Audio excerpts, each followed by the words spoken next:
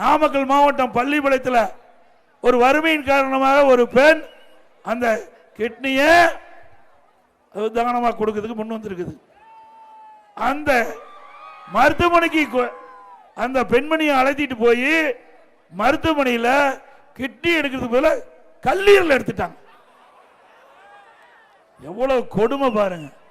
வறுமையில் இருக்கிற கொடுமை எதுவுமே கிடையாது. ஒரு மனிதனுக்கு வறுமை தான் கொடுமை. அந்த வறுமையை பயன்படுத்தி இந்த ஆட்சியாளர்கள் ஏழைகளை கொடுமைப்படுத்தி கொண்டிருக்கின்றார்கள். இன்றைக்கு அந்த அம்மா மனம் வந்து தான் கொடுத்ததோ இல்லையோ அது வேறு விஷயம்.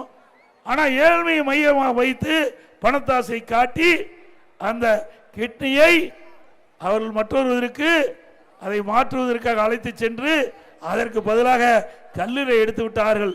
இன்றைக்கு அந்த பெண்மணி மிகுந்த கஷ்டத்தில் இருப்பதாக எல்லா பத்திரிகையிலும் வந்திருக்குது, வலைதளத்தில் வந்திருக்குது, தொலைக்காட்சியில் வந்திருக்குது. இப்படிப்பட்ட கேவலமான அரசாங்கம் திமுக அரசாங்கம். ஆமா அப்படித்தானே?